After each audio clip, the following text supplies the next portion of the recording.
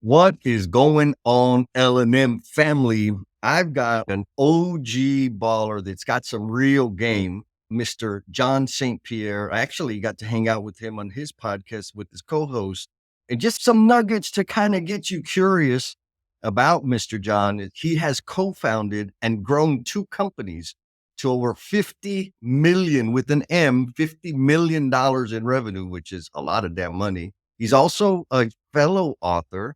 He wrote the $100 million Journey, which I think he pinky promised that he would at least help us figure out how to make 10 million. I don't know. I'm joking a little bit. And his mission, and this is what is really intriguing, is his mission is to help entrepreneurs and intrapreneurs achieve their goals and dreams. And of course, I'm going to make you wait just a few more seconds before we get to know Mr. John St. Pierre a little better to do our shout out. So I got an L&M shout out for Mr. Daryl. Daryl said, story number 4 teared me up because it was all about the conflict between negative self-perspective and embarrassment versus the actual value of being vulnerable and the determination that infused confidence into others. So Daryl, thank you very much for taking the time to leave that, to read the book, first of all, and then to leave a review, because it feels really good to know that somebody read it and it impacted them in some kind of way. And to the rest of the family members, you already know, send me a message, leave a comment on the socials, drop a review. I am excited and looking forward to sharing, giving you a shout out on the next interview. And now for Mr. John St. Pierre. Mr. John, how you doing today, my friend? Doing great. Excited to be here. Man, me too. I think we have a little unfair advantage here because we've hung out before. We've had some conversations before. And so I want to just dive in with the challenging question, maybe that'll hopefully reveal a nugget for the L&M family to chew on, and also get to know what should everybody know about you. But the question is this: what is one of the life lessons that you share often that seems to help the most people? I feel specifically when we're talking to entrepreneurs and intrapreneurs, Jesse, this concept of patient ambition. I was always very ambitious, but I wasn't patient. I thought it had to happen now. We have to grow 100% next year. We got to go. And then you run yourself off the cliff and you wonder, what just happened? And this idea of having ambition, but also combining it with patience, combining it with following a life plan, combine it with having a 3 to 5 year strategic business plan that you stay on the plan. You don't deviate, don't chase the shiny objects all over the place. And a lot of entrepreneurs don't have that patience. They want instant gratification. It's getting worse and worse. Today's generation want it now. They want it today. But having that patient ambition has been a massive life lesson that I learned through some pretty big failures in my life. And once I figured that trick out, that little concept of patient ambition, everything kind of got a lot clearer and easier. And all of a sudden, things started happening a lot faster. My goodness. Huge. Patient ambition. They kind of conflict. Just the two concepts conflict with each other. Now, you mentioned that it's something you learned through painful lessons in your life. Yeah. And I'm sure like the first time you grew that business to 50 million in revenue, it wasn't like here's the plan and you click some buttons and it happened. Sure. So having had the painful experiences that have given you or helped you build the patient ambition, how do you respond to painful experiences as you see them coming now, like in your current mode of operation? Yeah. Wow. Oh, Jesse, I don't know if I can even answer that question before I kind of give you a little bit of context, because Yeah. if I told you how I respond to failure and missteps today, you need to know the context of the past. But I'll give you one of them, just one of those failure examples. And it was my biggest. But one of those companies I grew to north of 50 million, around 55 million actually in global revenues, was a 15-year-old startup that started with nothing, $0. We're going to start this business up. Grew it over 15 years with two of my best friends and partners, grew it to north of $55 million and lost it. I basically got fired in the boardroom of that company 15 years later by the investors and private equity firms that came in and invested in the business, and found myself completely broken. Lost identity, lost 15 years of building this business, and had to pick myself up off the pavement and figure out what is going on and what just happened to me. That was a pretty big failure in my life, and from experiences like that, you build a little bit of thicker skin, right? You kinda, if Yep. that can happen to me, I can get through anything. Now you walk in and you tell me the house is on fire, I'll start to, "Okay, sounds good. What do we need to do?" I have a little more, like, reaction time in my mind because when you face failure multiple times and get yourself back up, you start realizing that nothing's permanent and you can Mm. get through everything, with the right mindset. Oh my goodness. Okay. You said you combined some words and made a very powerful combination of lost identity in the, like when that whole situation happened, which I'm sure probably was not fun at all. But having that, building this thing up 15 years, 55 million global revenue, that's not a weekend hobby. That took a lot of your life, sacrifice of multiple things. Then it's you're booted out. And now, what did I do wrong? How did I miss this? I'm sure all these questions start coming into your head. Big time. And you said, okay, let's go do it again. Am I reading that right? Yeah, it wasn't that easy, but you're right. 15 years of blood, sweat, years of tears, like just not paying myself over the years, and then finally getting traction and the business is growing. You have hundreds of employees, an amazing culture, amazing people, best friends working in the business. It was in Yeah. the sports industry, an industry I love so much and had so much passion for. My kids were youth athletes and they were wearing the logos of the t-shirts and all over. It was like everything. It was my everything. Yeah. And to lose that was devastating from a financial perspective. It was devastating from an embarrassment perspective. It was devastating from an identity perspective because that was my identity. That's who people knew me as, was the CEO and co-founder of this business. And I had a lot of pride in that business. And when you lose that, it's kind of like that first, like, what just happened kind of moment. Yep. Then there's a, okay, now what am I going to do? And you wake up the next morning and you don't have access to your emails anymore. Your calendar's empty. I was in a litigation type of situation with the company based on the severance agreement and everything. So I can't talk to anybody. It's just Oof. kind of like this uncomfortable situation you find yourself in. And what I did, Jesse, is I I basically took some time of self reflection. You know what? Nice. I'm not going to jump into anything else. I'm going to go for long walks with the dog. I'm going to Yeah. think about where I'm at and what I'm doing. And I could share with you what I discovered in that period. But nonetheless, one of the biggest things after that period was really this moment of journaling. I had never journaled before, ever. I had never Oh, journaled before. I was too busy to journal. I got to get up and go. I don't journal. I don't need to that's do for that. that's for weak people. Yeah, I don't need to do that. I'm just going to get going. So I never journaled. I never took some time to figure out what my true life purpose was. My purpose is I'm going to Mm. grow companies and everything's going to fall in place and then I'm going to make some money and I have a family and everything's going to be great. Never had a purpose, although mentors had always said, John, someday you'll find your purpose. And I'm like, what are you talking about? I'm good. I took some time to really self reflect on what my purpose was. And the biggest thing, Jesse, is I took some time to really develop a 30-year life plan for myself. Where did I want to be Okay. 30 years from now? Where do I want to be in 10 years? I'll be on track for my 30 years. Where do I need to be in 3 years to be on track for the like I really designed a truly comprehensive life plan. I had never done that before. I had Yep. designed company plans, annual plans, 3-year plans for my business, like clockwork. Hey, let's go for an offsite. We're going to do our strategic business plan. Never Yep. did that for myself. Never took the time to really build my own plan and align those two. And once I figured that out, it was more of, okay, what did I learn? What were Yeah. introspective learnings of this massive failure? Like, where did I go wrong? Do away with the victim mindset. What were Mhm. my contributions? I was a CEO of that business. I made some critical errors in the foundational elements of setting that business up to put myself in a vulnerable position for that thing to happen to me. What were Yes. those? And I crystallized those. I call them the 7 principles of entrepreneurial success that I outlined, but then I had to go test them. So Yeah. on the other side of this whole story, Jesse, is I had an equity investment in a project management contracting business. And Okay. that business in, around 2016, 17 was around a $5 million business.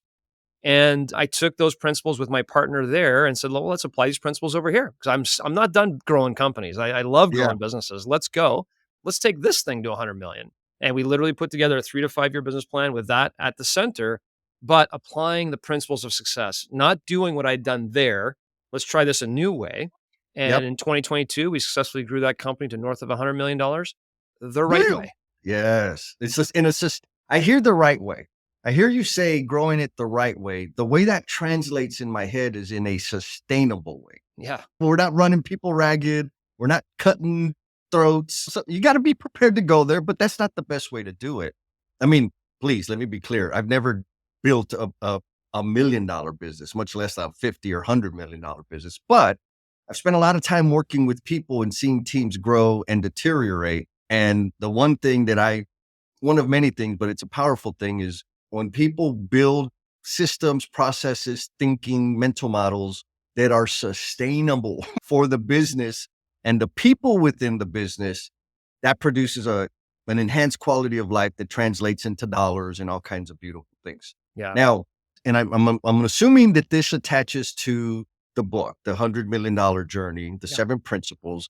You went in this period of reflection, picked up journaling. It was a dark time. And so I'd like it if you could shine a little bit, some light on the dark times, because it's my assessment that, at least in Jesse land, the darkest times is where I've had the biggest lessons. And I know that there's L&M family members out there that are in dark times, that have been in dark times and maybe stuck there, or there's dark times ahead. Yeah. And so what I'd like is to maybe steal some of your wisdom to help them through that. Yeah. Because I don't think I think it's a human experience more than it is an entrepreneur of building multi-million-dollar business experience. Am I wrong? No, you're not wrong at all. No, you're 100% right. So, yeah, to share a little bit on that, in that moment, I'm in the boardroom, I'm getting fired, getting in my car.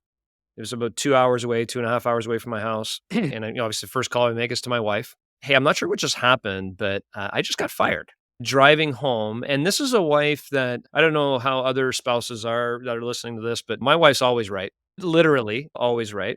And she had warned me, John, you're going too fast. John, are you sure you want to bring on some additional capital? Are you sure you want to do this? Like that kind of, oh no, I got this. I got this. They would never get rid of me. This is so the arrogance and just kind of that, no, I'm invincible. I got Yeah. this. Right.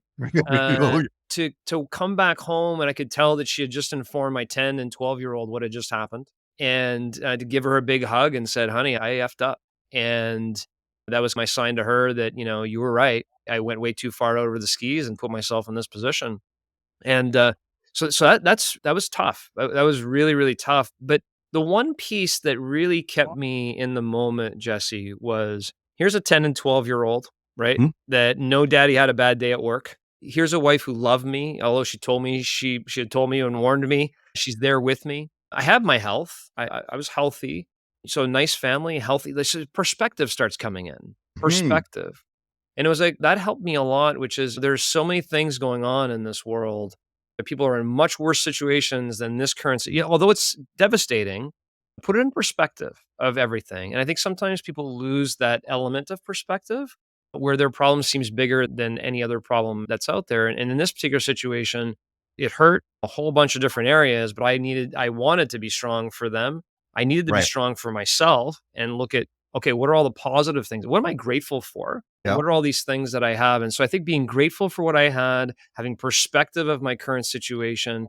And I think the big thing that you hear, it's cliche, is that, every dark room has a light switch, Yep.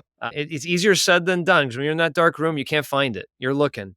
But every dark room really does. And there's always a light there somewhere. You just got to find it. And that's kind of the perspective I had in those moments. Oh man. Okay. So I want to hear a little bit about journaling, because Yeah. I'm a huge advocate for journaling. It's not so much the physical act of writing stuff.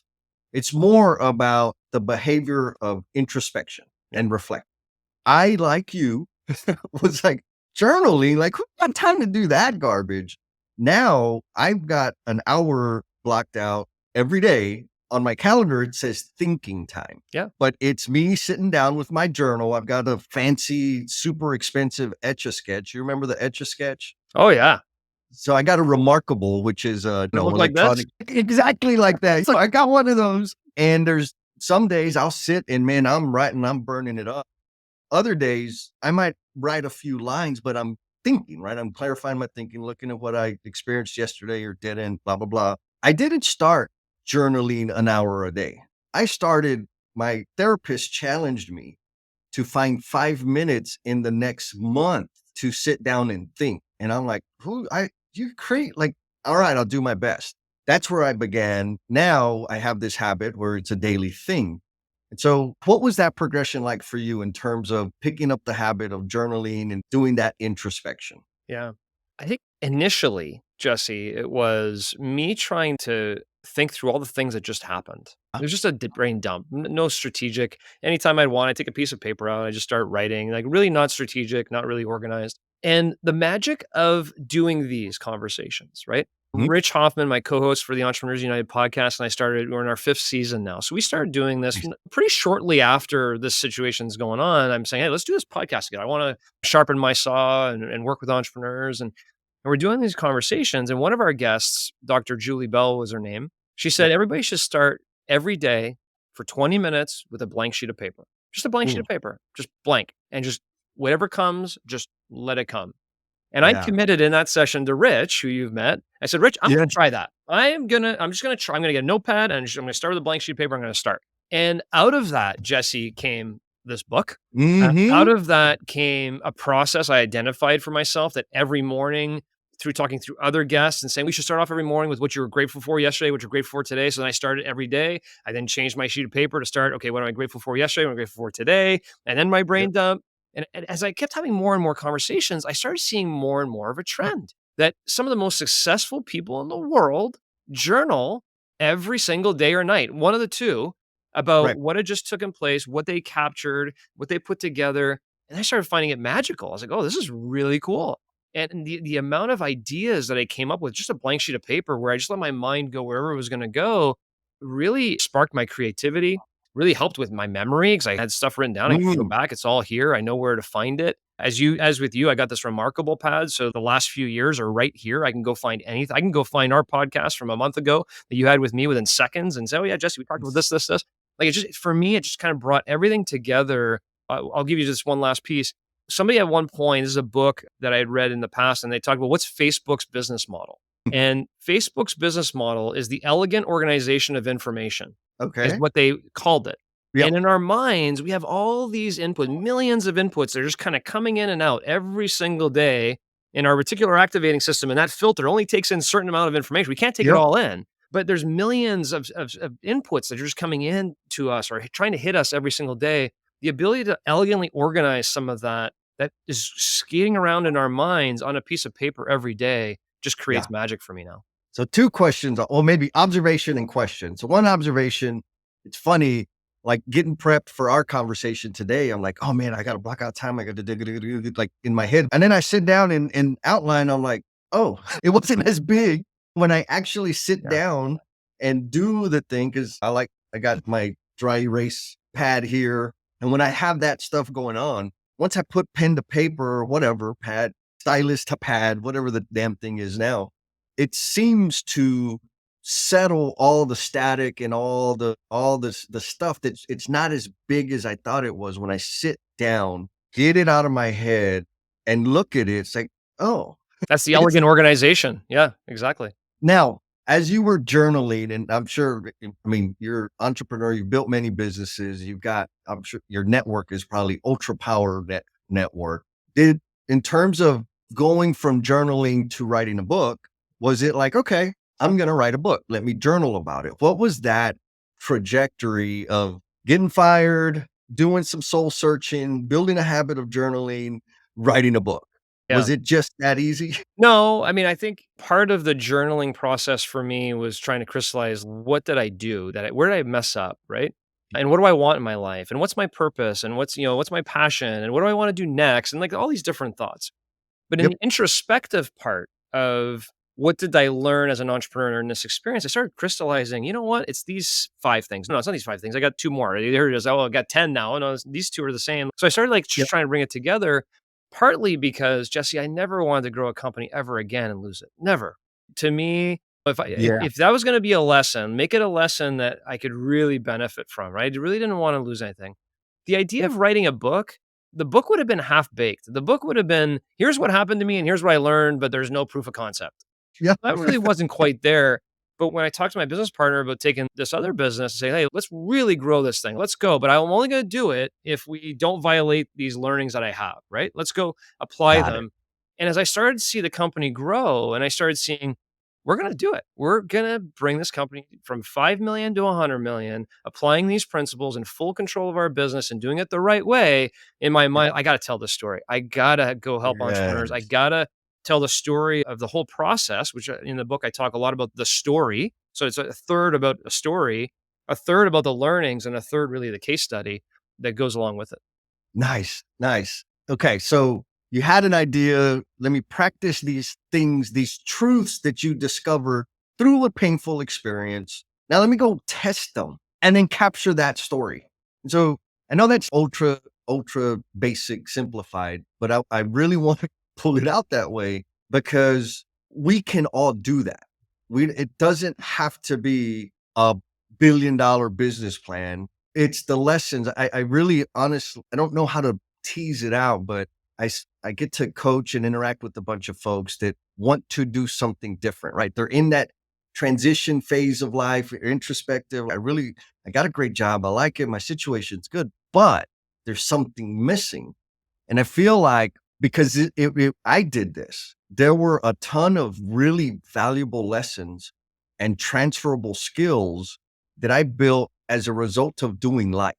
But I didn't understand how universally applicable they were to different venues, different situations. And so that's why I'm trying to be ultra basic. But where are you on that thought in that the lessons that we learn are universal and maybe don't have to be the $50 million buildup and the $50 million loss to be true?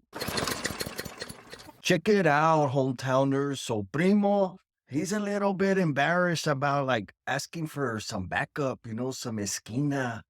And so I want to hit you up and like if you're digging this content, pues give it un like, give it the stars or leave a comment.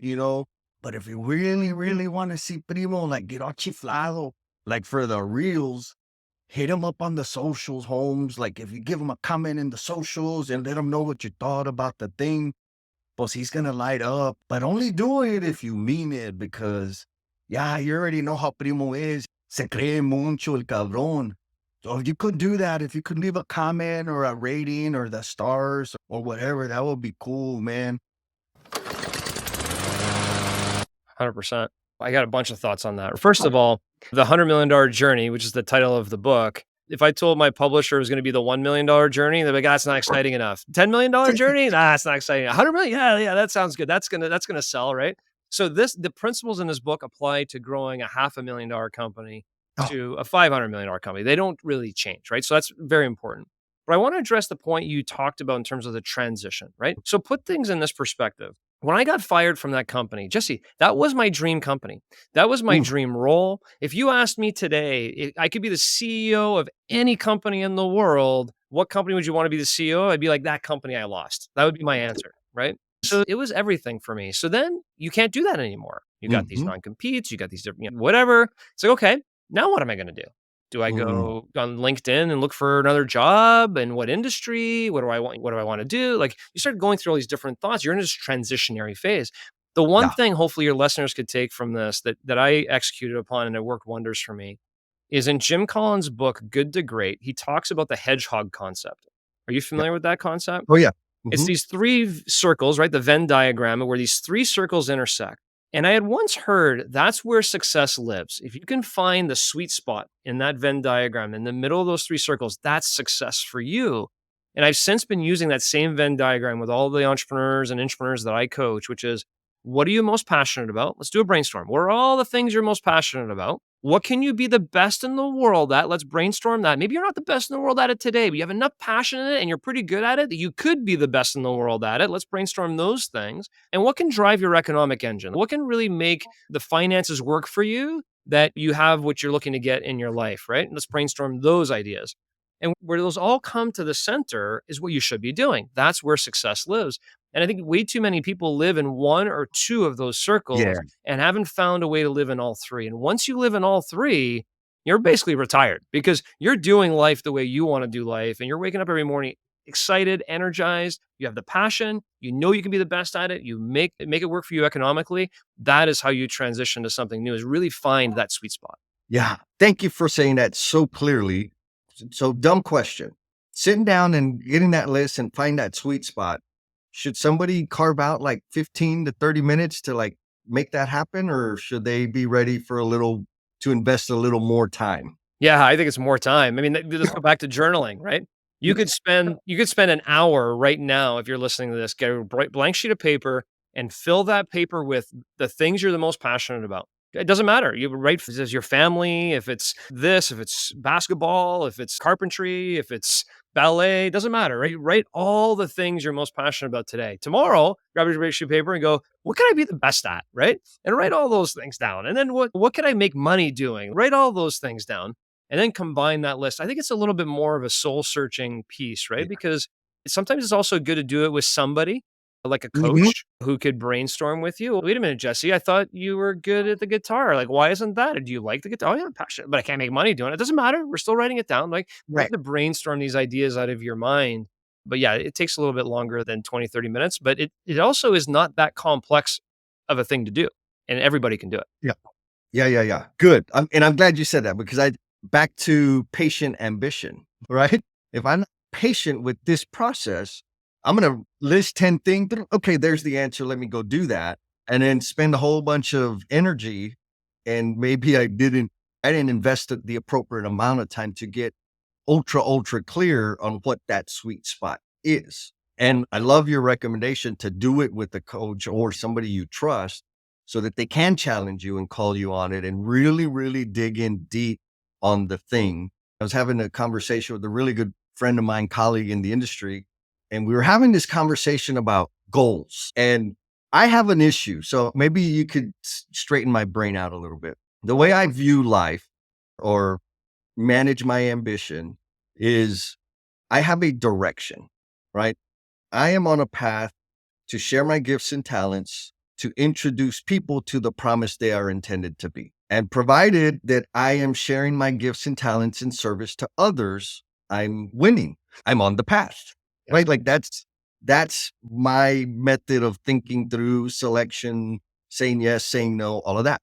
And my friend was like, yeah, but what's your goal? And I'm like, I think I just said it. So we got a little deeper into it. And then it became like, yeah, but how do you measure that? And so I was like, oh, okay. In my head, measurement is not as important as the direction and the path. But I think for a lot of, I think maybe conventional thinking and where I'm struggling to understand is no. You got to have these hard measurable goals before you start moving, which again, I'm like, no, I just need to make the next rightest decision and get moving. Yeah. Well, what are your thoughts on all of that gibberish I just spouted? Yeah, you're talking to a numbers person, and I do have a core philosophy that you can't manage what you don't measure. So if you don't Hmm. measure something, you don't know how well you're doing. That being said, that's more of my core philosophy when you start talking about KPIs of a business and what the gross margin is and different things like that. In Yep. the grand scheme of everything, right? One of the things I mentioned earlier is I have a 30-year life plan. Yes. I had never had a 1-year life plan, let alone a 30-year life. I have a 30-year life plan. And that whole idea, one of the other contributing elements to that was the book by Gary Keller, The One Thing. And the concept there is what is the one thing you're trying to achieve in life? Not in business, in life. Like, what Yeah. are you trying to achieve? What is that? So, a Yeah. lot of my self reflection period that we talked about in that year, I took some tons of time was what is that one thing? Then once you have that one thing, 30 years from now, what does that look like? If you're achieving your one thing in 30 years, where are you from a health perspective, a financial perspective, a relationship perspective, a spirituality perspective? I don't know, all the other perspectives you'd like to put in. Like, where do you want to be in all these areas 30 years from now? And then, okay, now you have your 30 years. Where do you want to be in 10 years? That if you hit this level in 10 years, you'll be on track to your 30-year plan. Okay, Yep. got that. Okay, now where do you need to be in 3 years to be on track for your 10-year to be on track for your 30? Okay, got that. Where do you need to be in the next year to be on track for your 3-year, for your 10-year theory? Okay, got that. We need to be each quarter. So now I have a quarterly plan. Okay, got that. Where do I got to be each month? Okay, got that. Where do I need to be each week? Okay, got that. Today, this hour, right now, you and I are doing exactly what we should Yeah. be doing. That step we should be taking towards our 30-year life plan. And I don't know how to measure it exactly either. All I know is Yeah. after this, I'm doing another thing that plays into my 30-year life plan, right? And that's how my days are constructed is you got to Yes. build those blocking elements to keep marching towards your total life plan in general. And as long as you keep taking those steps, have patient ambition. You start making those steps, they'll all accumulate. I love it. So I'm not totally crazy. And truth be told, I do have some very specific, clear things that I'm measuring daily, weekly, monthly, quarterly, annually. Those don't feel like those in my head, they're done. I just need to do the right things, learn the right lessons, and keep doing them, and they're going to be accomplished. Like it's not hard. Other thing, the introducing people to the promise they're intended to be, that's a little harder and keeps me on a better path, not just for me, but for people. Or I'm sorry, I should say that the other way. Because some people, I had one person ask me, she was like, Jess, you're just so giving, you're so available. And I'm like, yeah, it's like, how, like, why do you do that? And I'm like, it's not because I'm this super sweet guy, like for real, because it keeps me sober. It keeps me healthy to serve others. So Yeah. it's not like I'm serving just for the plain sake of serving. It's because it's the only way I know how to get fulfillment and stay sober. Yeah. So there's some selfish stuff going on there, twisted stuff, I love but it's necessary to keep me going. Now, you've mentioned two words, and I threw them out at the beginning: intrapreneur and entrepreneur. And at first, I thought it was like a misspelling typo. Like, no, I think there's something there. So, what's the real? I mean, I think people generally understand entrepreneur, what that means, Yeah. especially now with all the damn content on social medias about entrepreneurship. Mhm. But what's the relationship between intrapreneur and your book and intrapreneur and entrepreneur? Can you like clarify that? Sure. So let me start with the second part. What's the difference between an entrepreneur and an intrapreneur? There's a lot of individuals with entrepreneurial spirit that work within companies that aren't necessarily the owner of the company. They may be a small equity owner, but they may not be. They may be. I mean, there are CEOs of companies that don't own the company. Yeah. They're paid very well to run the company, but they're an intrapreneur. So I look at the entrepreneur as high risk, high reward. Right? You're putting all your Yep. capital at play. You're maybe working for years without getting paid, and maybe someday you're going to create something great. Then you look at the employee who's exchanging time for money or results for money, right? On the employee side. Yes. Well, right in that middle is an intrapreneur. And an intrapreneur, if done right, is not only exchanging their time for money or results for money, but they also act like owners of the business. They're treated like owners of the business. And I call them intrapreneurs. And in the 7 principles, Jesse, principle 4 of the book, I'll give you principle 4 and I'll give you principle 7. Big guess what all the other ones are based on that. Principle 4 is you need to build a culture of intrapreneurship in your company. I see on the dry Yes. erase board behind you, others listening who are not watching will not see it. It says invest in who you got. Are you Yes. investing in your team and helping them become more entrepreneurial within your company so they start treating your company like it's their own on every single element of it? And principle 7, if I fast forward, principle 7 is how do you move from CEO to chairperson of your business? Because you may not be the best person to run your business. You need to elevate yourself from being the operator to being the owner and being more strategic, right? The only way to do that is by doing principle 4, building a culture of entrepreneurship where people can run your business. That $100 million company that I'm telling you about that we grew in the contracting space is run today. The CEO of that business was somebody I hired years ago as a sales rep, who Yeah. now is the CEO of that business. He's now an equity partner as well. So he's not just an entrepreneur, he's now an entrepreneur as well and my partner in that business. But he didn't start off that way. He started off as an employee who became an entrepreneur, who became an entrepreneur. Oh man. Yeah. So I'm assuming you've read Dream Maker. I have not. I might be saying the title of the book wrong because I'm not good with that. Anyways, when you talked about developing intrapreneurship within your organization, because that's going to, you didn't say these words, but in my head is what I heard, right? Develop the capabilities within your people so that they operate as intrapreneurs, because that's going to enable scaling of the business. In that book, I think it's called Dream Maker, very similar. The super summation of that book, this family, husband and wife, had a business. I think it was like a cleaning business, and they were struggling with retention and, all the things. They started getting business and they couldn't get the people to do it. And it was very transient. People would leave for $1 more. And what they started doing was really getting connected with their staff, like their cleaning crews, to understand what they wanted to learn and what their greater ambitions were outside of the job. And then they contributed to that, whatever that was. Learn another language, learn about business, learn about financial literacy. Like they started making deposits towards the dreams of their people. And guess what happened? They got tons of people that they had their head, hands, and heart access to that. And that business exploded. Yep. And then some of their staff started their own little businesses and left. That's awesome. But when they left, they said, hold on, we know some people, go work for these people. Yes, you're going to be cleaning commercial space, but they will make your dreams come true. Does that sound wacky, or is that, I mean, It doesn't sound wacky at all. I think we have a massive problem in small business across America where the most common thing you hear from an entrepreneur is, oh, I can't find good people. I just can't find, I can't keep good people. I can't find good people. There's an economic problem here. I can't find any good people. Hold on a second, right? Let's take Yeah. that mirror up and ask these questions, right? Is the entrepreneur really a leader that people want to work for? Do they display those leadership traits and skills that inspire people that want to go work for a cleaning company, right?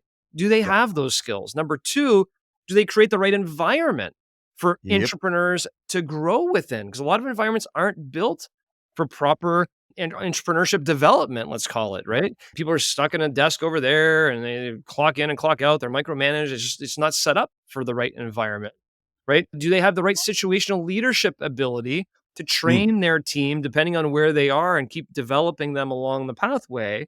That's important. And can they identify the right talent? Being an entrepreneur right now is like being a pro scout.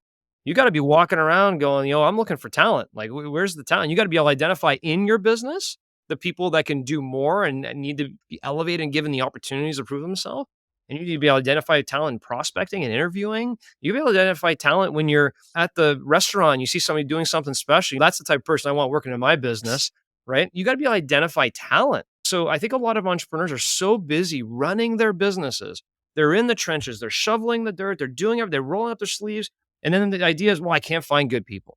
I can't keep good Yeah. people, but they're not really developing that skill set within their organization. Yeah. So you just mentioned a whole list of really powerful skills. I'm just going to be a thick-headed goofball and say, well, yeah, but there's just not that many people with those skills. Like, where do I go to find them? What skills though? What what skills are you talking about? Okay. The people that I keep getting are people that don't take ownership for anything. The people you keep getting or the people you keep hiring? Yes. The people I keep hiring. Okay. And part of the question, obviously, this is very industry specific, right?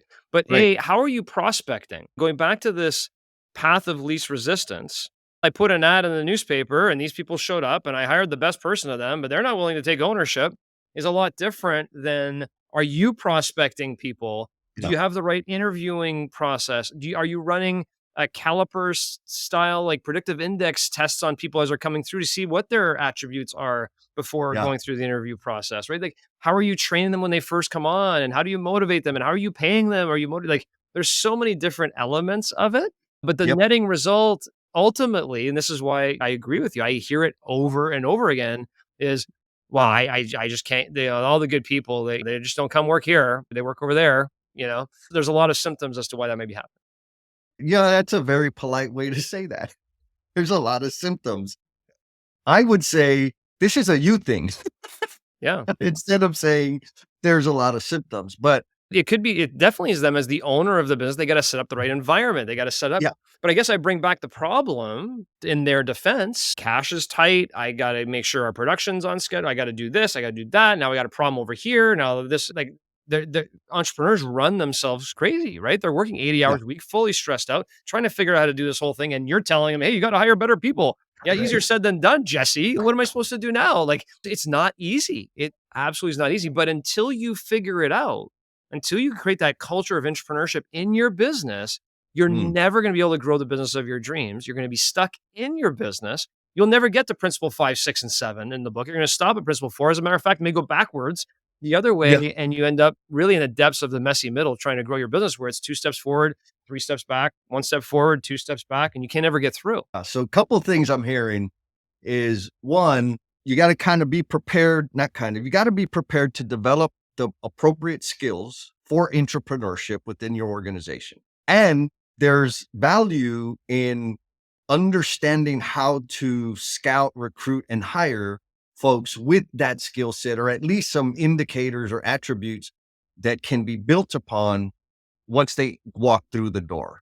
How'd I do on that? Yeah, pretty good. I mean, I hosted a session this week with one of the largest franchising companies in the US, and we had Wow. their franchising. We're talking about how do you create an environment that fosters this? Because that cleaning company example you gave me, they fostered this culture of entrepreneurship that once you foster it and the snowball just keeps going and going.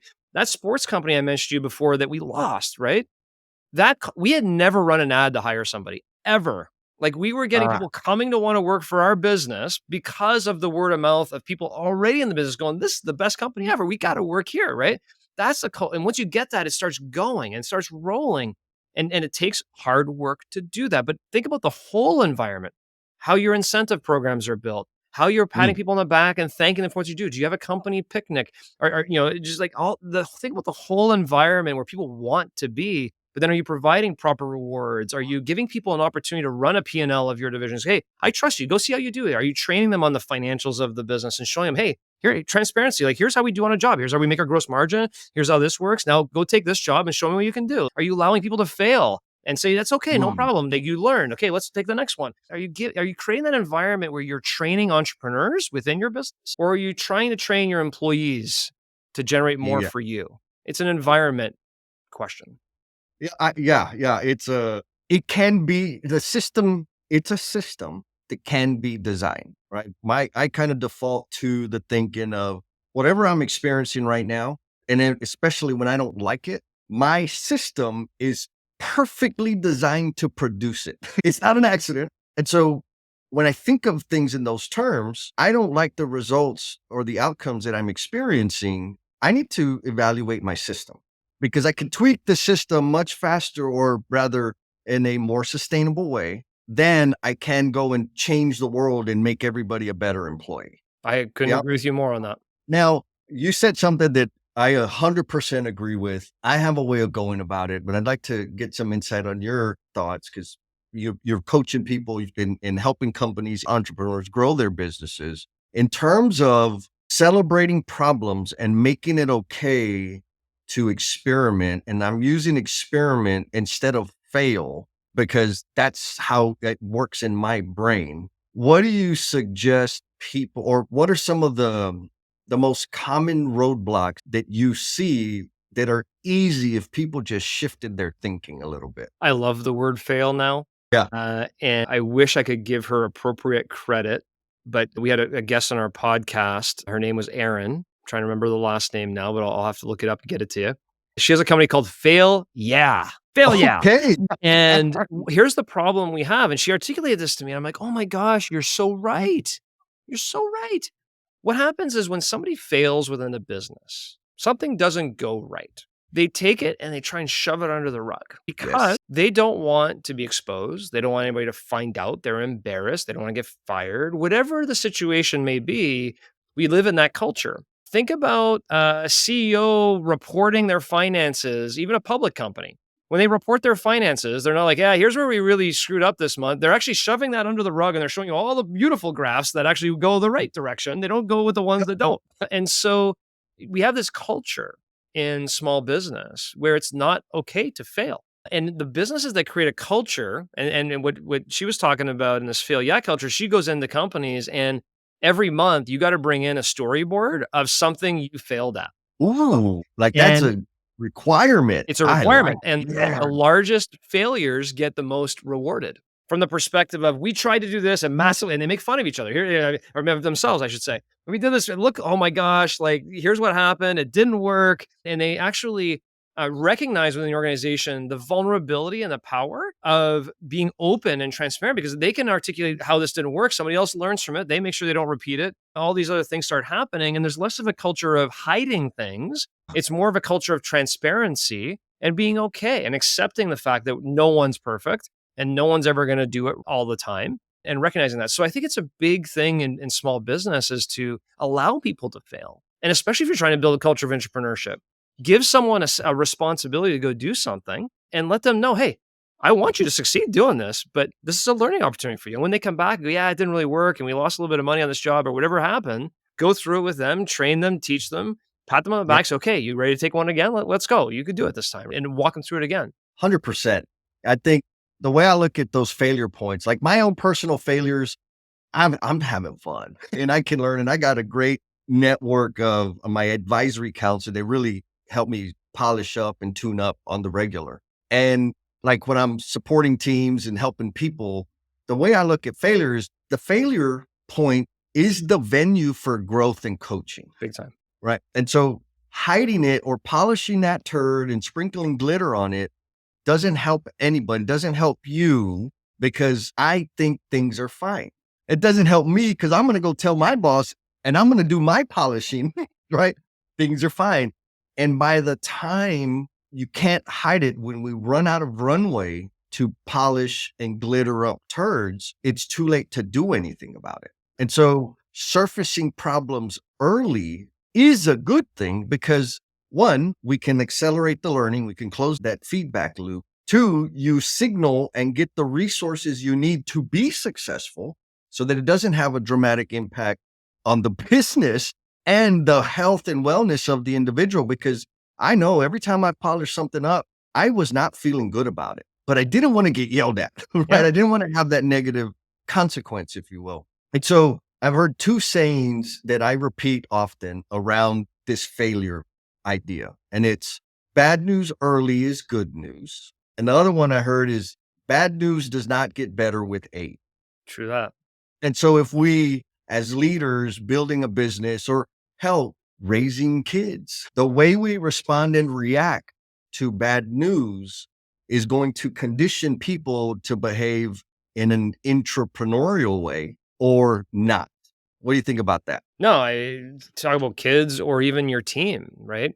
Your team does something wrong or it doesn't work or we lose a client and the Yep. entrepreneur comes storming out of their office and berates the person in front of everybody else. What kind of culture are you creating, right? With your kids, that was a perfect example. I love the way you bring that to kids. Your kid gets in an accident with your car or does something and they bring it to you. They come to you, hey, they're probably crying. Like, the last thing you should be doing is beating them up over it. They came to you. They had the courage to bring. Now, certainly you're going to be upset. There's going to be different things, but how you react Yes. to things that go on in your business or in your life is 50% of the battle in my mind, right? And it's all mindset regulation. It's all like mindset's a big thing. It's a big thing in athletes. It's a big thing in entrepreneurs. A big thing in business leaders and in parents.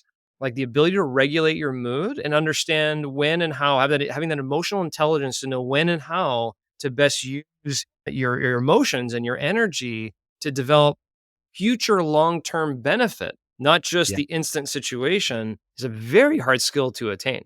Oh, I know. I've ordered it on Amazon and it seems to be on back order. It hasn't arrived yet. I'm still waiting for it. So I have a bad habit of being ultra selfish with awesome people's time. So I'm trying to be more responsible. But who is the ideal candidate to read the $100 million journey? I'd say every entrepreneur, absolutely. I do define, Jesse, in the book that specifically, if you're north of $5 million in revenues, have been in business more than 10 years, and you're on this entrepreneurial journey trying to grow your business to the next level, you must read the book. If you're an Okay. entrepreneur in business, you should read the book. And if you're Okay. an entrepreneur or an entrepreneur who's saying, I want to start a business someday, the roadmap is here, right? You may not Yeah. connect with everything right off the bat because there's some sophisticated financial elements to the book and as you're growing your company that are important to understand and master. But the book I'd say is for all entrepreneurs, but it depends as you grow and have been an entrepreneur longer, you start resonating with more of the core concepts. Okay. So here's what I heard. I need the damn book right now. I'm nowhere near a million, but it's going to help me. And when I get there, because I'm going to get there to all that other stuff, because it provides me the resources and venues to serve more people. So that's the whole point. So I need the book.